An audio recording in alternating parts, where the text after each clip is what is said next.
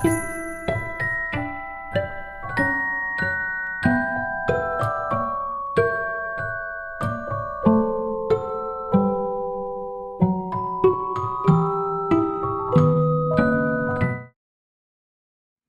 everybody, and welcome to episode 8 of Rotten to the Lore. I'm Cece, or Agro Baby, and we have a special guest with us today. Why don't you introduce yourself? Hey, I'm Shane. Grok Disco is what I use on Melee and Discord and all the socials. My name's Shane, and I'm here joining CC to chat about Lorcana today. Yeah. So tell me, how did you get into Lorcana? How did you find it? How Or how did it find you? That question.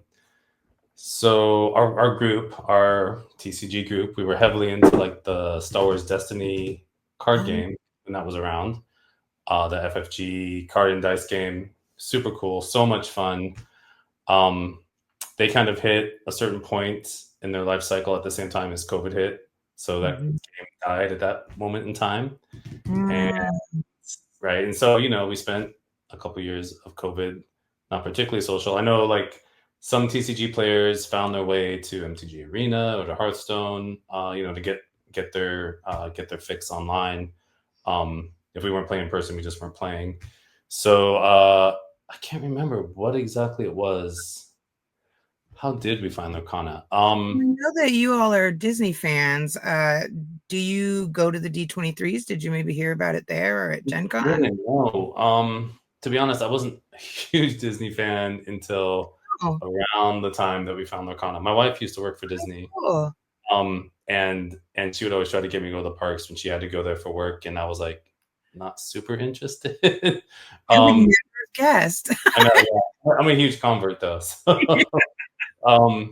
yeah, I think what caught us, or how we caught wind of it, was we've been going to Gen Con for the last, since 2017, I guess. I know there's people who have gone for much longer than that, but we've been going to Gen Con for 3 or 4 years, and I think that's probably the first time we heard about it, when we heard about what was upcoming at Gen Con, that it was upcoming. And so as soon as we did, it was a few months out before Gen Con, we started, once starter deck lists were available, we started putting out proxies, jamming all our starter deck games. We just fell in love with the game and the mechanics, and figured, okay, this year, 2023 at Gen Con, we were going all in on Lorcana. So we did. We were there in the middle of the madness, running all the starter deck challenges, collecting the first convention mats, spending all our time rushing through crowds, pushing through crowds, being pushed through crowds.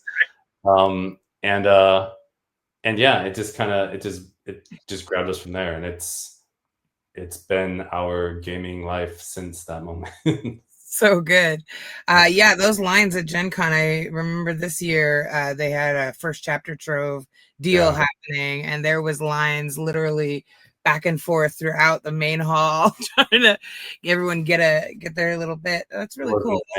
If you remember, how long that hall is, and that entrance that you used to get into the hall, and then snake back around to get to the Ravensburger booth.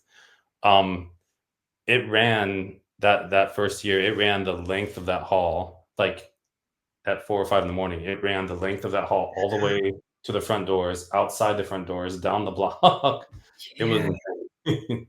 What an amazing synergy of like TCG love and Disney love. Like, yeah, Disney fans we go hard. I would, like I said, never have guessed that you're new to Disney adulthood. All my clothes are Disney now. I'm like, I'm all in.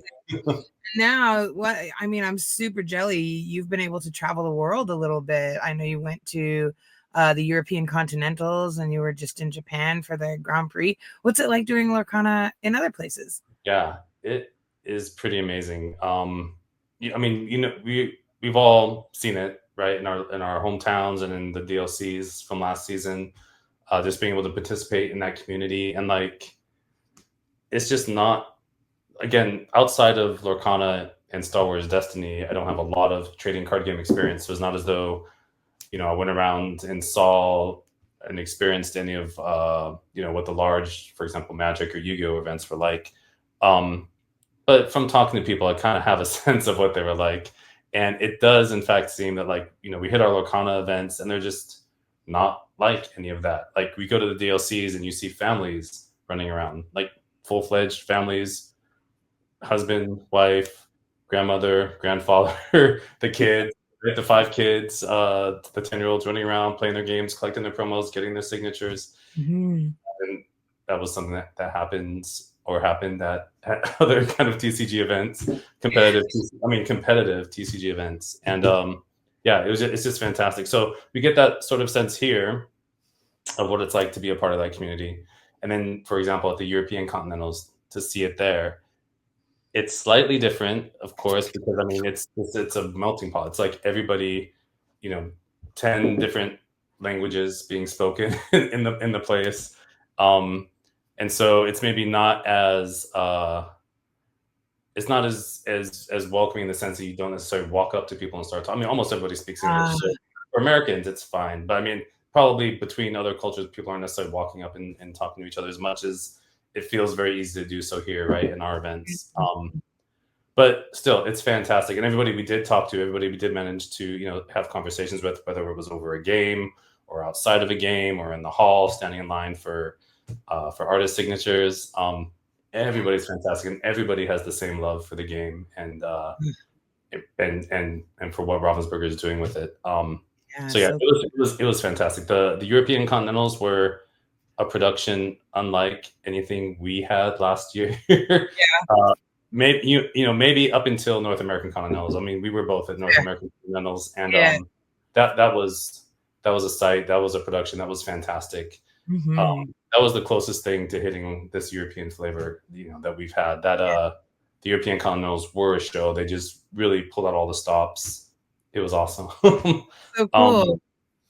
yeah, so there's that, and then we got lucky enough to do the Tokyo Grand Prix, the Japan Right. Grand, So in the Tokyo, it's yeah, run by like Takara Tomy or something like that, right? So it's a yeah. completely different sort of like head organization, still obviously part of Ravensburger, but like, did you feel that difference in the Um, experience? no, it was pretty seamless. I mean, there wasn't. I mean, I guess maybe you feel the experience most when you're trying to buy the product, right? Ah, Because that was one caveat with Japanese events, is that they required you to use Japanese language cards, which oh, you had to get from. I mean, Takuratomi is the one that publishes them, so you had to get them through either Takuratomi Direct or a retailer, a Japanese mhm. retailer.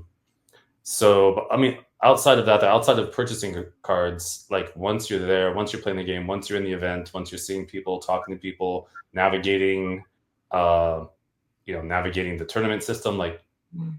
there's no way to tell that you're not that, Yeah. that you're not at home, and that you're not, that Ravensburger isn't around the corner somewhere. You bring Yeah. up an interesting point about the kanji. That's not just going to be in the cards, it's also going to be in the talking. How did they handle sort of like communication? I know a lot of the game is pretty self-explanatory. We can like kind of sign language our way through it sometimes. But what was your experience around Right. So we had done a ton of prep. Once we found out that we won the lottery for the event, and that we're getting tickets and we were able to go, we did a ton of preparation here at home, just watching videos published by the Disney Arcana Japanese Twitter account, and as much as we could on YouTube, and trying to see like how the flow of a game goes in Japan, right? And so we picked up as much of the language as we could, as far as being able to, you know, indicate our actions and whether a card was evasive or rush or was challenging or questing. I mean, like you said, a lot of it is kind of self-explanatory once you just start moving your hands around. but that? but yeah, I think we picked up enough to navigate through it. Just to be safe, so this was the second event, right? There was a lot of controversy around the first event. We had a Oh, couple of Americans, and I don't know from where else in the world other people managed to make it to the first Grand Prix in Japan. But there was a lot of controversy around, you know, uh, worry that they might be sticklers around there would be no English language support, and you had to be able to communicate in Japanese in order to be able to play. Um, so to mitigate that for the second event, the one that we attended, Mhm. we were actually sat at a special table. So Oh, in the cool. back of the hall of 2,000 some competitors, eight of us maybe. There may have been like eight of us that were non native Japanese speakers. That we were just told that this would be our table, our set of tables for the entire event. We had a judge assigned to us who was fluent in English, and he made it clear to us this was to make it easier for us if we had any problems, or if our opponents had any problems, he would be right there and he'd be able to like navigate. So that was really cool and thoughtful. I think that was going above and beyond for sure, and showed their dedication to like being able to host the international community for their events. That's so great. Yeah, it was a lot of Wonderful. fun. So I know you brought me back this treat from your Japanese experience. I haven't opened it. I'm like trying to decide if I'm going to or not, but I think you did open yours. Can you show us what it looks like? Did so. This is once you pull apart and construct it, it's a deck box. So it's a little deck Oh, box. can't see it. Can you lift it up a little higher? Oh yeah, so Oh, how's that looking? There we yeah, go. So it's perfect. clear on one side. It's got your brave little sailor on Oh, telling the other all side. your stories. Yeah. I guess you could put your decks the other way so you couldn't see. Yeah, yeah. I mean, I don't know. Maybe there's a key card you want to highlight. I don't know. There's also Yeah, card dividers, so you can slip these in there so cute. you can hide your deck colors. But yeah, it's pretty fun. Taco told me they actually did this a few weeks back as a Japan only promotion. If you spend, I think whatever it was, 3,000 yen on a product, and these were still available, then you're able to get these little deck boxes. It's a great promotion. It was really neat. Oh, Yeah, I love that. I love all the little promotions that have been done about. I know this is going to be airing a week after we're filming it, but we are both planning to try to go get ourselves some of these new location specific promos that'll be happening at Disneyland this weekend. yeah, The Belle, I'm super excited. She's always been my favorite good guy character. Um, yeah. and I'm super excited about the card. It's so pretty. They announced it at Gen Con, and I'm going to be trying to get my playset, and I'm gonna be trying to get some for the team and like see what we can manage to eke out. Um, Definitely. Yeah. Same here. Trying to see if we can bring some back for the community. yeah. Yeah, that card is just amazing. And there's the two bells, right? There's the Yeah, so you mentioned that. I haven't heard about the other one, but I'm really excited to. It's like a gift with purchase kind of that's promo, right? right. Yeah, and Yeah. it's not. I don't know. At least it hasn't. It's not entirely clear to me yet where those are being handed out. Hmm. We'll have to find out. Maybe it's You go on wherever. a hunt. Yeah, we're gonna go Let's on a hunt. It'll be a quest. great weekend. We'll quest for our promos. I'm here for it. So we are at the very, very end of the first rotation. And I did not see rotation coming. In hindsight, I probably should have. When we did the Shimmering Skies episode, I looked at the deck box or the starter decks, and they only had set 5 cards in them. And I should have thought about that at Well, the I was time, gonna say something here. Yeah. but I didn't. And I gotta say, I'm not feeling 100% ready for rotation, although I'm very excited about it. What's your take on rotation so far? I think I felt similar to how you're feeling now. Just not quite ready. Just feeling like it was going to be um, just a big change. I mean, to be honest, I am like a creature of routine. Like I like I like things to be the way they are, and not to say I don't enjoy novelty and excitement and adventure. I do. I love all those things, but I like to also get in my routines and like know that I have something steady to rely on. And it felt almost like the world was just crumbling under my feet when they announced rotation. Like, I what know, am I going to do? We have it's a whole new thing we have to learn and a whole new thing to do. But I've in preparation, for this trip that we're both taking this weekend out to the parks to Disneyland on the West Coast. Um, we've been trying to ramp up on post rotation, on what decks exist, what people are starting to cook and put together, what the early meta is shaping up to look like. Because you're going to be playing in a 15K this weekend, right? It's a 5K out of 5K. the So I it keep also confusing the Anaheim one and the Denver one. there's My so many Ks. There's so many Ks coming up. Yeah, they're at the Anaheim Convention Center this weekend. The same weekend we're going to be at the park. On Saturday, they're holding a 5K, post-rotation 5K. So the day after pre-release. So it'll be pretty interesting to get out there and just see what people are doing. And so, yeah, so in the ramp up for that, just like, again, just jamming games, exploring what we can of the meta as it exists. And to be honest, I don't feel that shaken up anymore. Like I kind of feel energized by it. Like it is 100% a different game. Like we lost a lot of cards that people relied on that were staples across all of the decks and all the combinations. But it's where it's at seems really neat, and it seems like, I mean, there's a simplicity to it. There's also like a nature of complexity, and there's definitely synergies still to be explored for sure. and taken advantage of. But yeah, I'm nowhere near as fatalistic about it as I was when it was initially announced. I'm all in. I'm excited. I'm ready to go. I think this is going to be a lot of fun this year. I think it's interesting because we get a little stagnant, even though we're not realizing so much. There were these archetypes that emerged, and they were the archetypes. And you could throw in some off-meta spice, which is generally what I have done for most of my Lorcana experience. Most of the things I've done really well with have been with weird stuff that nobody's expecting. Playing it, yeah. I did play some Steel Song in the last set because I was real sad to say goodbye to the girls, and I'm definitely going to take our game today as my last chance ditch effort to give them one more tour. But it's been really exciting thinking about the things that didn't feel super viable before that suddenly have a much bigger leg to stand on. I remember when we started getting the steel ruby dual ink cards, they were sort of pushing us in the direction of a deck that I really desperately wanted to work, and there were some things missing, and there were some things that just couldn't live given all of the things that were out there, all the board wipes, all the removal. It's going to be a completely different meta now. And not only is it going to be different in what we're going forward with, but it's going to be different in how we play the cards we had before.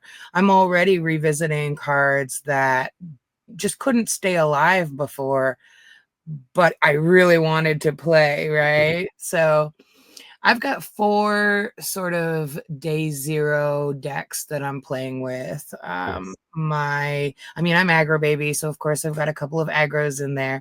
I've got a sort of like a Chernodogless Chernodogs, Chernobogless Chernodogs. Like just an amber amethyst aggro, a little bit of spice in there, a little bit maybe more. It's not hyper aggro. It's maybe a little closer to mid-range, but it's a lot of fun. I think they gave us some really cool synergies with the Lady and the Tramp cards, right? And then the other one is, this one's gonna be, I think we're gonna see a lot of in the meta, which is the hyper aggro amber steel. I love that the word Tiagro is coming back, because I won my first set champs with a Tiagro deck back in set 3. And I'm super excited for the Aurora Tiana synergy. I'm really excited for aggro to have a shot, really. I mean, aggro was getting a shot in the last few sets. It feels like it's something that you're going to have to really work to tech for now. We're going to see a lot of aggro in the meta. Definitely. And then stepping out of my aggro. So sorry, go ahead. Oh, I was just going to say, it's definitely a place where if you don't account for it, you're going to get railroaded by it. Yeah, absolutely. And then outside of my aggro roots, I am super intrigued by the Blurple wave that's coming. And I don't know if I want to play it yet or if I just want to understand it, but I've been enjoying getting to learn it and play it a little bit. And then where I think my heart is probably going to land is going to be in Ruby Steel. If I can make it land where I want it to land, I think there's some really cool passive lore. It's almost aggro, except without exerting all your cards all the time aggro, which is great. You know, running Fazu, running Mushu, who's a little harder to remove now. Of course, we've got those Hades coming out to get me. But we'll see what happens. I'm really enjoying them. What ink pairings are you looking at as you start thinking about rotation? Man, I think you nailed it. Amber Steel obviously is going to be everywhere. It's going to be huge. Blurple, the wave, I think was an apt way of putting it. It's going to crash on all of us, and we're going to have to learn to sink or swim. And I think Purple Steel honestly is going to have legs. Like, I mean, of course, it's probably two of the best colors in the post rotation meta. With the Amethyst and Steel, and yeah, it's really those three. I think those three are going to sit on the top, and anything else that you play is going to have to know how to navigate playing against those three. There's also some really cool synergies happening in Sapphire Emerald. I got hit today. I was just running some reps this afternoon on Lurkinito, and I got hit with this Emerald Sapphire discard deck that I hated, which made me want to play it. I was like, wait, this is so evil. There's an Emerald Sapphire out there that is pretty mean. Yeah. And then there's also really cool. I mean, I was running pre-rotation. I was running that Don't Touch Me, I'm Running deck, the Emerald Sapphire aggro ward deck, and there's still a lot there too. So I think adding in these synergies, looking at what's new. I think there's also going to be some fun in the Ruby Steel song deck that's coming out. They're calling it heavy metal, which I think is pretty cute. Yeah, so it's pretty neat that you can take as people are building, trying to find their cards for this post-rotation meta, like a lot of it, you can build with what you have. You can build most of the deck with what you have, outside of a couple of, for example, the power line decks. You're not building without buying the power line cards, but most of those decks, it's like sets 5 through 8 that were pre-rotation with a sprinkling, right? Maybe 1 or 2 of the set 9 cards that really just power them up, amp them up. What's interesting is those power line decks, Emerald Ruby, right, is one that everybody's been talking about. Buy 4 sets of the starter deck, you have almost every card you need to run that power line deck. Yeah, which that's is right. Neat. That's right. Yeah. That's really cool, and an easier way to get it. I always appreciate the ways that things are made to be a little bit more accessible, like taking something like Strength of a Raging Fire that used to be like $20 a pop, or like variants, but like making it more accessible by reprinting it in set 9. I think it has maybe a lower rarity, right? Rarity was it always common? I don't remember if it was always common. Maybe if it's common now, it definitely has a lower rarity, I believe. Honestly, my memory is not the thing that I'm good at. But either way, making it more accessible, because we all know how hard first product was to come by, right? Or first chapter product was to come by. I'm always going to be here for that. I'm super happy that more folks are going to get access to some of these cards, and I'm really excited to see how it plays out. Yeah, that's a super exciting part of the rotation too, is just the way it opens it up for new players. Maybe people, I feel that way sometimes when I look at other games. Like, for example, one of the reasons I really never touched Magic as a card game is because it just has such a long and deep history, and it felt very intimidating to want to step into that world and be like, I can navigate and figure out 20 some years of what's been going on and what's good and what isn't good. And this rotation, I think, is really healthy for just the life of the game and bringing in new players. Like, you can imagine other new players might have been looking at what was happening in 8 sets worth of cards. How am I in the same boat, right? How am I going to figure out what's good and what to play and what to buy? And now all of a sudden, those choices, those decisions have been drastically reduced. You can get in and start playing and be, fairly competitive without having to accumulate too much of, like you said, some of that older product that just isn't around or easily available anymore. Yeah, and conversely, I'm sending the ladies off, but I'll be dusting them off for the Infinity Challenge if I can get Right. it. Like, I really appreciate that they're still keeping a way for us to keep our faves in play and in relevance. Although I certainly wonder what on earth is going to happen in Infinity when it's got everything. Rotation happens for a reason, right? So who even knows what kind of decks are going to come out of that? Yeah, it'll be fun. But anyways, in that vein, before we say goodbye to our lovely pre-rotation decks, why don't we jam out a last game together and say goodbye to some of our favorite pre-rotation decks? Sweet. All right. Oh my gosh, I love your mat. Is that Mufasa looking up at Bucky and Hiram? It is, yeah. You have forgotten me. Amazing. Well, yes, Simba looking up, right? Yeah. Or Simba, right? Yeah. Amazing. Justice for Bucky. All right. Would you like to cut my deck? Sure. How about 3 piles? 3 piles. 1, 2, 3. How would you like them to go Yeah. on top? And then the left on the far right. And then, yeah, just put it back on top there. There you go. Yeah, I think I'm shuffled here. You want 3 piles? Yeah, I'll tap. Oh, you're good? All right. I'll give you a little extra shuffle here. All right, there we go. All right, shall we do high roll? Yeah, sounds great. Okay. I've got a 7. Those are 6. All right, I'll take it. Okay. Good luck. Good luck.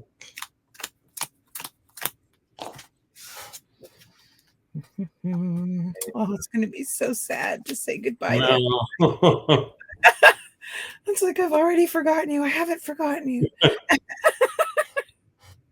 I'm going to go back 3. Okay, 3 cards. I am. How do I feel? How do I feel? I feel like.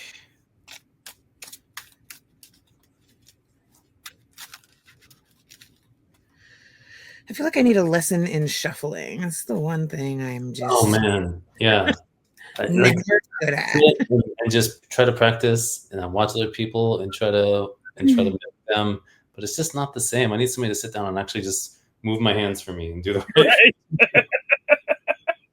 I'm putting back 5 cards. Okie dokie.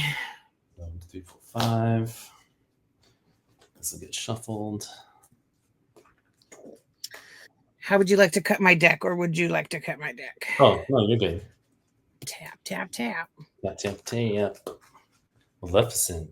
I love that, Matt. She's great. Yeah, she's evil. Would you like to cut my deck? Nope, you're good. Let's do it.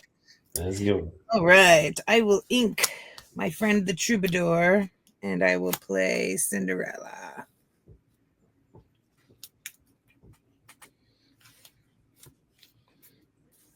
Oh yeah, Lord counter would be nice. Do I have one? Here we go. This will track my lore, because I'm sure everybody can read the tiny numbers on here. All right. My turn? Yep. I'll draw a card. Okay, something's going to the inkwell. That's a Cinderella. That's not good for me. Well, it could be better for me, but it is not. Let's yeah, that's not great for me. I don't want to ink that. I'm going to ink a card that is called Pirate's Life. Ugh, I hate that card. And I'll end my turn. Okay. Ready, set, draw. I will ink. Oh, I hate to do it, but no, am I going to do it? I don't know. Let me think here. I will ink a Namari, which is equally painful. Ooh. And I will pay 2 for the Troubadour. I will Quest for 1, going to 1, and pass. Okay. Ready, set, and draw. Alrighty.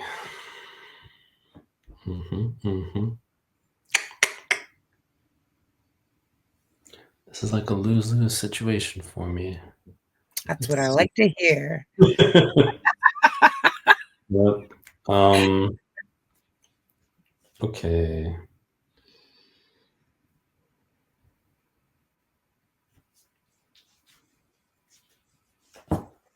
Well, ink Chernobog's followers. Amethyst. We will play Ursula, Mad Sea Witch. She costs 2 ink. And She's a challenger, right? She has 1 strength, 3 willpower. She quests for 1, and she has challenger +2. Don't like that. And I'll end my turn. All right. Ready, set, draw. I will ink Cinderella. I will pay 3 for Ariel.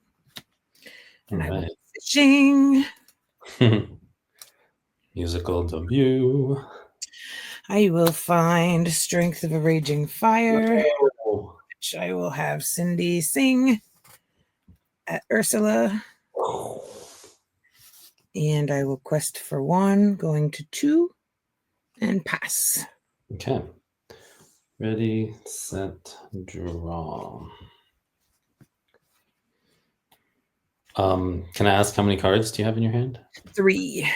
3. Okay. I still have, oh my gosh, I still have 7 cards. Okay. Yes, that makes sense. What am I going to do with all these? How about we start with inking another Pirate's Life. Love it. Yep, it's the same Pirate's Life. And we're going to play another Mad Sea Witch. No, don't love that. And then I will end my turn. Rawr. I don't like that at all. Oh, I'm sure Ariel will make short work of her. I hope so. Rough turn. It's going to be the Troubadour. All right, here he comes. Zeus. Okay, that's 5 damage to my little Ursula. I know. What an overkill. Then I'm going to pay 3 for another Ariel. Go fishing again. Got the whole chorus. I'm going to take a whole new world. Nice.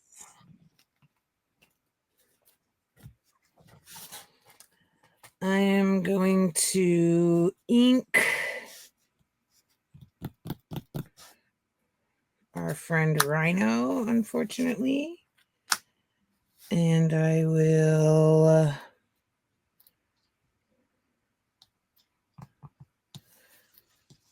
quest for 2, going to 4, and pass. Okay. Ready, set, draw. Well, this Ariel. These Ariels, I'll tell you. I'm going to miss them. Some real hard. Yeah. I think I'm not going to get a chance to play this Finder's Keeper, so I'm going to ink that. Trying to get somebody on the board to stick. So I'll play this Genie, Wish Fulfilled for 4 ink. He has his ability, What Comes Next. When you play his character, draw a card. And I will end my turn. Okie dokie. Ready. Set. Draw. I will ink nothing. I will pay 4 for Prince Naveen with a whole new world. All right. Discarding another Prince Naveen that I just drew. I'm discarding all that stuff. Oh, B prep. Not sad to see that go either. Yep. Let's see here. I will. What will I do? I will have the Troubadour sing Zeus on the Genie. Another Zeus. All right. And I will quest for 3, going to 7, and pass. Okay. Ready, set, draw. I should have inked. Oh, well. Oh, you can still ink if you That's like. fine. Thank you, though. Man, it's a rough life out here. It's rough in these streets. I All know. these players. Yeah. Oh, goodness. Okay.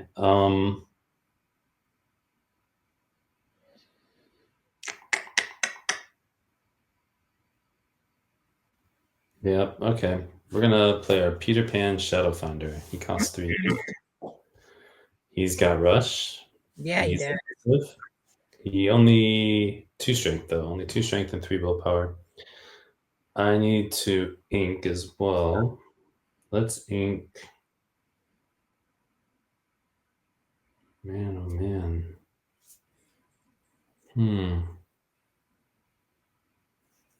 What are we looking at over there? Naveen. What are Naveen's stats? He's a 4/4, That's right? 3-3. 3/3 rather. Okay. Yeah, 2 lore. Okay. His ability is only on play. That's right. Let's ink.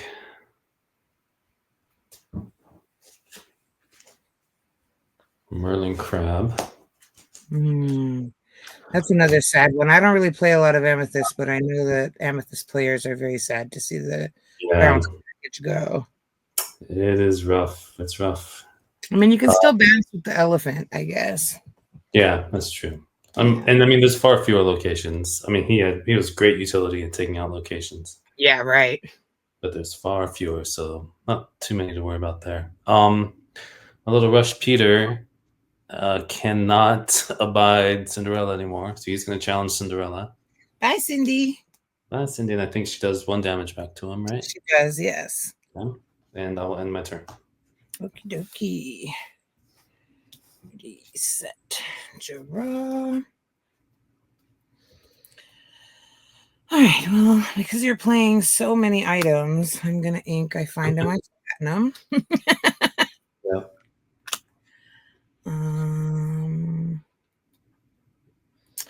I am going to pay 4 to shift Ariel into Ariel Supersonic. Big Ariel. Supersonic. And I am going to pay 1 for Rhino, giving Peter Pan -1 until the start of my next turn. Okay. And I will quest for 6. Wow. Going to 13. Okay. And pass. Okay. Ready, set, draw.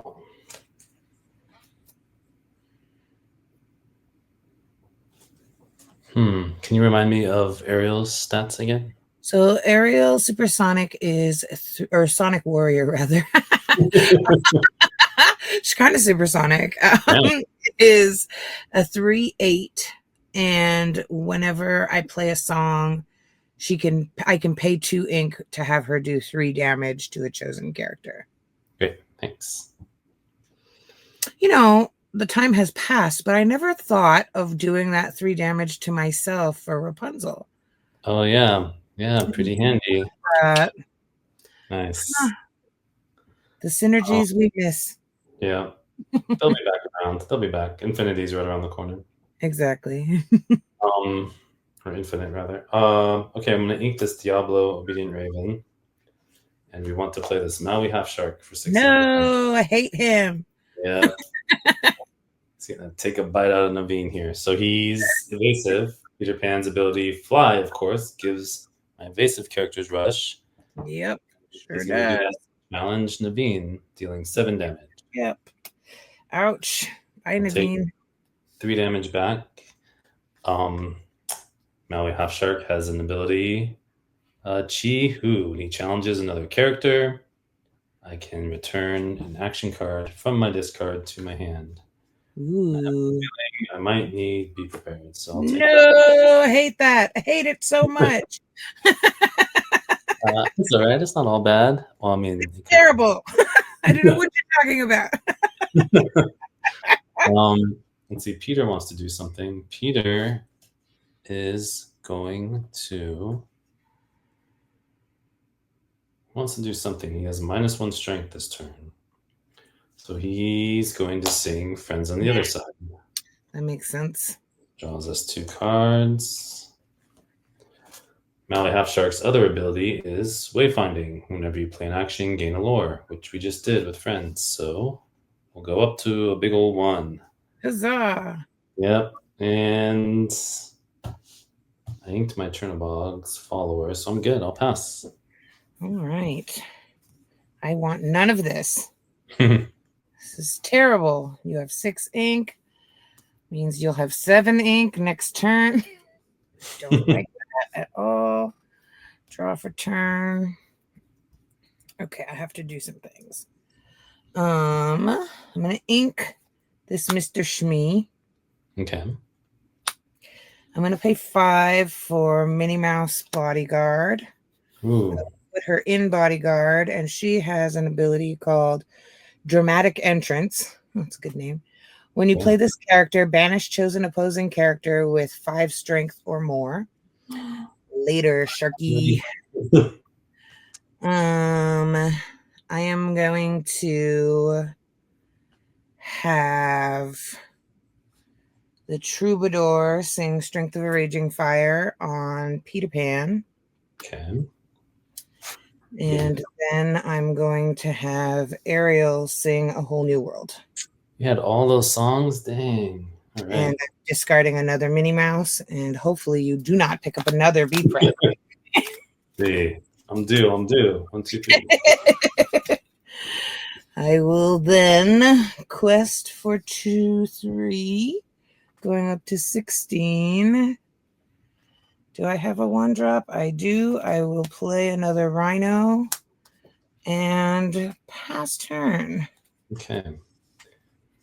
Ready, And set. hope you did not just pull another B-Prep. Oh no. Oh no. Just kidding, there isn't one. That's pretty much all she wrote. Let's see if there's anything fun we can do. You're at 16 lore, right? Am. And who's standing up? Is that a little? That's a little Rhino. It's a little Rhino. Got that big Ariel. She's not easy to take care of. Do we have any of our tricks? I don't think we have the right ones. That's not going to help us. Nope, I think that is game. I think the Amethyst Ruby villains are ready to concede. Boo. Yay. Good game. Awesome. Good games. Oh, my last huzzah. Oh, Ariel's back in the box, Ariel. Back in the box, Ariel. I'll see you in 3 months. That's right. 4 months, whenever. And it's in January, the Infinity one? I think so, yeah. It's Rally, right? Yeah. Woof. A ways to go. Yep. Well, goodbye, pretty deck. Till next time. Cool. Thank you. Thank you. Yep. Well, that was some riveting gameplay. Thank you so much for joining us today, Shane. It's been really great to chat with you. Yeah, awesome. We hope you'll come back and visit us sometime and tell us more about your adventures. Well, of course. Alex will be back with us soon. And in the meantime, remember, good or evil, every glimmer has a place. Even you. See you next time on Rotten to the Lore.